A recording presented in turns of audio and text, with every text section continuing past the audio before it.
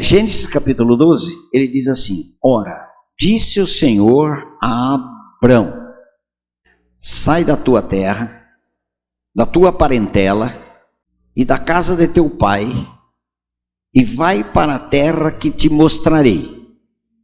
De ti farei uma grande nação, e te abençoarei, e te engrandecerei o nome. Sê tu uma bênção. Abençoarei os que te abençoarem, e amaldiçoarei os que te amaldiçoarem. Em ti serão benditas, abençoadas todas as famílias da terra. Quem é o Israel hoje? O Israel hoje é feito das 12 tribos de Israel: Abraão, Isaque, Jacó. De Jacó, as 12 tribos. Israel faz parte de Abraão. A nação que abençoar Israel, a nação que associar com Israel, a nação que estiver junto com Israel, hoje tem estas bênçãos que Deus prometeu para Abraão. E a nação que se romper com Israel não terão a bênção. Estou falando para hoje. Os nossos antigos governos romperam com Israel, falaram mal de Israel. Claro que não prestava Israel para eles, esses ateus, esses governados por principados e potestades demoníacos. Esperamos que esses 4 anos, esse novo governo tenha conselheiros, homens e mulheres de Deus, como muitos presidentes dos Estados Unidos tinham pastores, seus conselheiros. Billy Graham, ele era um dos conselheiros numa época de alguns dos presidentes dos Estados Unidos. Não esses liderança apóstolos que nós temos hoje aí. Você não tem que aconselhar ninguém, esses caras, porque eles também entraram no sistema onde o dinheiro vale mais do que vidas. A riqueza material muito mais do que entesourar tesouros no céu, onde a traça e a ferrugem não corrói. Esses líderes que querem tesouros aqui na terra, eles não têm competência vinda da parte de Deus para aconselhar ninguém. Tomara Deus que seja levantado homens e mulheres cheias do Espírito Santo, e esse nosso novo governo submeta essa autoridade vinda da parte de Deus. Nós não podemos esquecer de orar pelos nossos governantes. Não podemos deixar de orar pelos nossos governantes. Abençoarei os que te abençoarem, e amaldiçoarei os que te amaldiçoarem. Nunca ninguém vai destruir o Estado de Israel. Ninguém nessa face da terra vai destruir o Estado de Israel. E é um pequenino Estado, mas uma força tremenda, poderosa, porque queira eu, queira você, sim ou não, Israel é a menina dos olhos de Deus. Quando aquela mulher na cidade de Sicar, o Senhor falou, salvação vem do judeu. Ela inquieta a respeito de aonde vai louvar, se é aqui no Monte Gerizim, onde tem um templo, e nós samaritanos adoramos, ou o lugar de adoração é lá em Jerusalém, no templo de Jerusalém. O Senhor Jesus Cristo diz, nem aqui em Gerizim, nem no templo de Jerusalém é o lugar de adoração ao Senhor, porque Deus busca adoradores que o adorem em espírito e em verdade. O povo de Israel é um povo abençoado. Eu não estou dizendo que eles são salvos, que eles todos vão para o céu. Deus tem o seu, no meio do israelita, Deus tem os seus israelitas. Nós somos o Israel de Deus hoje. Aqueles que foram feitos novas criaturas, fazemos parte do povo escolhido, menina dos olhos de Deus, porque nós somos fruto da regeneração na pessoa do seu Filho. Ele nos regenerou, nós éramos gentios, não fazíamos parte da aliança, do concerto, mas Ele nos atraiu para uma aliança eterna. Fazemos parte desse povo, escolhido, abençoado, mas humanamente dizendo, nós não podemos ter bronca de Israel, porque haverá uma nova cidade, uma cidade santa, Nova Jerusalém. Por que ele fala uma Nova Jerusalém? Por que não fala uma Nova Washington? Ou qualquer outra cidade deste mundo? O povo que abençoa Israel, que tem aliança com Israel, é um povo abençoado. Abençoarei os que te abençoarem, amaldiçoarei os que te amaldiçoarem. Em ti, em Israel, em Abraão. Mas hoje nós não temos Abraão. Você tem Abraão? Você tem Isaac? Você tem as 12 tribos de Israel? Você tem ela hoje em Israel? Em ti, para a tua descendência, em ti serão benditas todas as famílias da terra.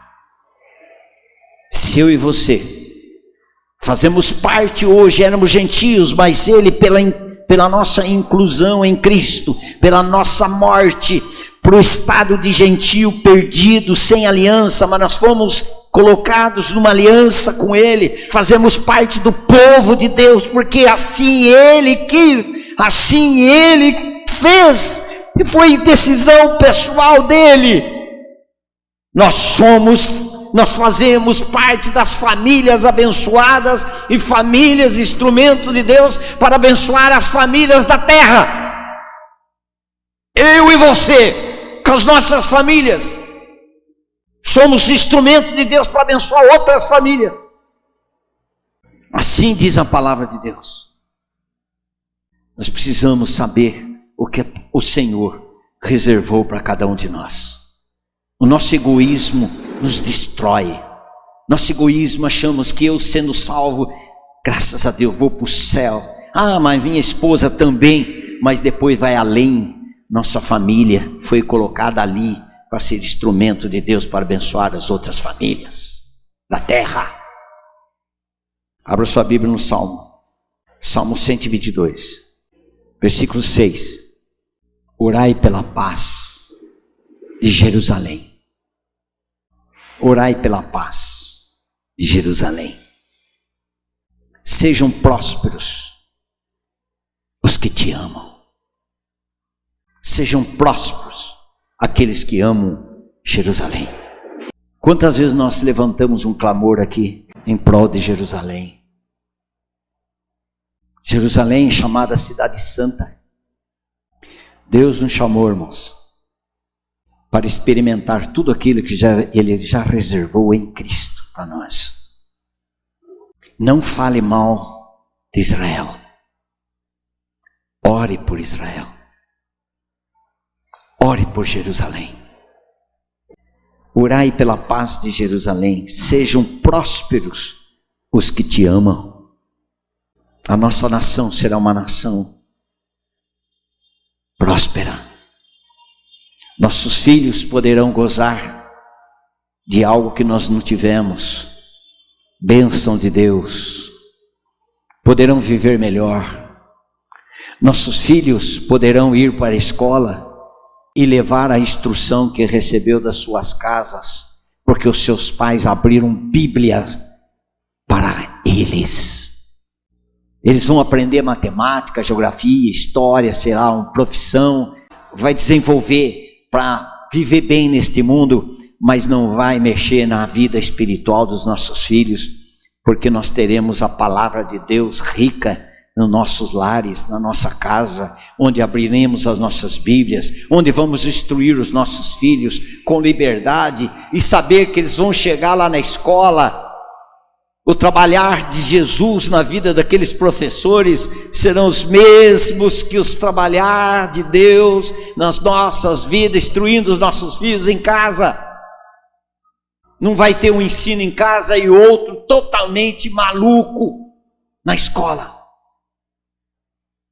Se nós continuássemos do jeito que nós estávamos, hoje já temos briga das trevas contra a luz, nós iríamos ter muito maior briga das trevas com a luz, porque eles iam ser inculcados com tudo que era do inferno. Irmãos, será que nós temos despertado a respeito do que estava sendo proposto para a nossa nação? Não podemos falar de Jesus Cristo, não pode ter crucifixo. Era bom quando tinha crucifixo na sala de aula do nosso tempo, chamava atenção. Jesus Cristo foi crucificado. Tire tudo, você não pode falar de Jesus. Você não pode ter aula de estudo bíblico. No meu tempo tinha aula de religião. Você é protestante, se você quiser, você participa. Nós vivíamos bem, nós éramos livres. Nós éramos livres para assistir a aula de religião e não. Alguém falava de Jesus Cristo nas aulas. É como alguém disse para a filha de Billy Graham, numa entrevista, numa sei lá que TV dos Estados Unidos, uma certa ocasião, perguntaram para ela, cadê Deus? Você viu lá as torres gêmeas lá, o que aconteceu com ela? Cadê Deus? Por que Deus não cuidou? Ela disse para aquele repórter, Deus estava na escola. Vocês expulsaram eles da escola. Falava de Jesus nas aulas. Vocês disseram, não pode mais falar de Jesus aqui nas aulas, nas classes. Antes a gente orava, antes das aulas. Vocês diziam que não pode mais orar. Proibiu orar, botou Jesus para fora. Falava de estudo bíblico, não podia ter aula de religião. Vocês botaram Jesus para fora. Educação em casa, vocês com seus psicólogos diziam, implantaram que não se pode usar vara para os seus filhos, não pode disciplinar filho, senão o filho leva para a justiça, não pode. Vocês botaram os ensinos bíblicos a respeito de orientação de vida para um filho, vocês botaram para fora. Vocês botaram para fora Deus da escola, Deus na família, Deus na vida, e agora você pergunta para mim, aonde está Deus? Aonde está Deus? Nós podemos estar vivendo isso em casa. Pode estar acontecendo, pode até acontecer alguma coisa na nossa família, a gente fala, cadê Deus? Mas no tempo que a gente podia abrir Bíblia, nós não abrimos. No tempo que podíamos estarmos orando, ensinando os filhos a dependência de Deus através da oração, nós não fizemos. Como alguém diz assim, está precisando de pais que deitem com os filhos. O que significa isso? É pais que na hora de dormir, os pais do lado do filho, deite ao lado do filho, sente ao lado do filho, ajoelhe do lado do filho, ensinando eles a orar, a depender. E depois acontece alguma coisa na nossa família, nós falamos, cadê Deus? Está faltando pais que amem realmente o Senhor. Ame realmente o Senhor Jesus. Nós estamos trocando, Senhor, as reuniões da igreja por outras coisas. Todas as outras coisas vos serão acrescentadas. Vai ser acrescentada. A escola no dia da manhã, 6 horas da manhã, vai para a escola, vai ser acrescentada. Alguém fala, mas a criança amanhã, 7 horas, tem que estar na escola. Caramba, o que é mais importante? Que justificativa mais farrapada. Filho, filha, é importante congregar, porque nós dependemos. O nosso pão de cada dia, que é a palavra de Deus, e o nosso pão francês depende da suficiência do Senhor Jesus. Se você vai amanhã na escola, principalmente se vai numa escola ainda paga, é porque o Senhor tem dado recurso para você ter uma escola paga. Se você não é numa escola paga, mas você paga um ônibus para você ir lá, é porque o Senhor tem dado recurso para poder você pagar esse ônibus. Se você vem da escola e tem um almoço para você comer, é porque o Senhor tem suprido as nossas necessidades. Você pode sair da escola com fome, você tem certeza absoluta que você vai chegar em casa, vai ter almoço na mesa, porque o Senhor tem sustentado. A gente não tem percebido isso. Mas amanhã tem escola, graças a Deus. Você imagine você numa cama, você imagine você numa cadeira de roda, onde você pode ir andando. Meu serviço está, eu tenho que trabalhar. Graças a Deus que você tem o serviço. E se você não tivesse serviço? Tem 13 milhões clamando por esse trabalho. 13 milhões. Quanta gente desesperada, que tem que pagar suas contas, e não tem emprego, não tem mais dinheiro para pagar uma passagem, para entregar um currículo, que está devendo tudo, clamando por aquele emprego, para ganhar 600 reais. Como nós temos sido tão ingratos, tão ingratos. Que cristianismo tem sido o nosso? Parece que as coisas de Deus é tudo pesado, a gente faz tudo um sufoco, tão complicado, não sabe celebrar. Coração ingrato, troca as coisas do Senhor. É esse que manda a gente no seu consultório, é esse que te sustenta, é esse que envia aquele salário que cai na sua conta, é esse que você vai precisar de um remédio. Pela graça do Pai, você pode passar seu cartão e comprar aquele remédio decisivo para a cura do seu filho, da sua filha, e nós não reconhecemos que foi o Senhor que deu. Que cristianismo é o nosso? Se você acorda seu filho de manhã para ir para a escola, você imagine se não tivesse ele ali para você acordar. Aos meses eu fui na casa dos nossos pais lá em Tietê. Quantas vezes eu entrei naquela casa e vi meu pai lá. E agora entrei naquela casa, não tinha ninguém, vazio. Como eu gostaria que meu pai tivesse lá, desse uma mordida no meu rosto.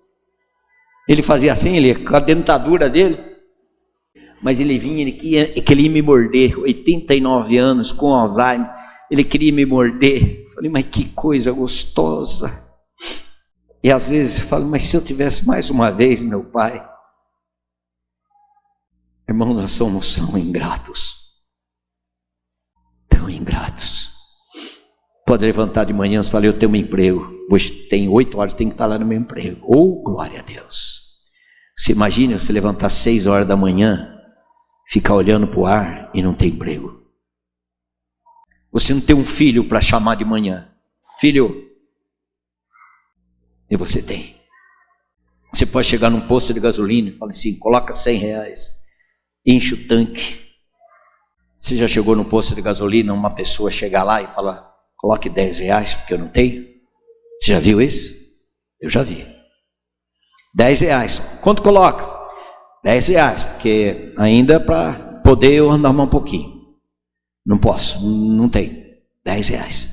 Você sabe quantos litros de gasolina R$10? Você sabe quanto você acabou de colocar? Seu tanque para a semana inteira? Quanta celebração, quanta gratidão. Nem pensa nisso, né? Que o cristianismo tem sido o meu e o seu. Em tudo dai graças, porque essa é a vontade de Deus. 1 Tessalonicenses capítulo 5, versículo 16. Regozijai-vos sempre. Regozijai-vos sempre. Orai e em tudo. Por que eu devo dar graça em tudo?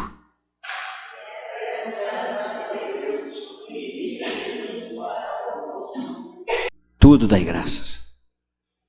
As coisas não estão dando certo. Senhor, te dou graça.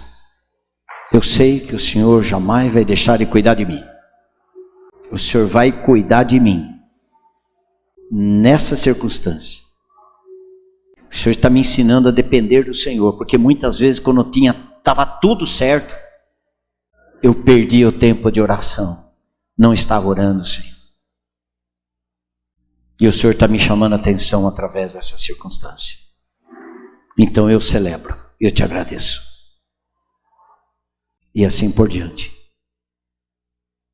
A mão do Senhor esteja sobre a nossa nação, sobre os nossos governantes, sobre o prefeito da nossa cidade, sobre o chefe da nosso setor. Pai Celestial, nós não queremos viver de uma forma, Senhor, de pensar que nós somos autônomos, e sim que nós somos dependentes totalmente da ação do Senhor, do mover do Senhor, do cuidado do Senhor, da disciplina que vem do Senhor, da correção que vem do Senhor, das bênçãos que vem do Senhor, do enxugar as lágrimas que vem do Senhor, de permitir as lágrimas que também vem do Senhor, de direção que vem do Senhor, tempo de escassez que também o Senhor permite, porque o Senhor quer que nós saibamos aonde está o nosso coração. Louvado seja o Senhor. Louvado seja o Senhor. Em nome do Senhor Jesus Cristo. Amém.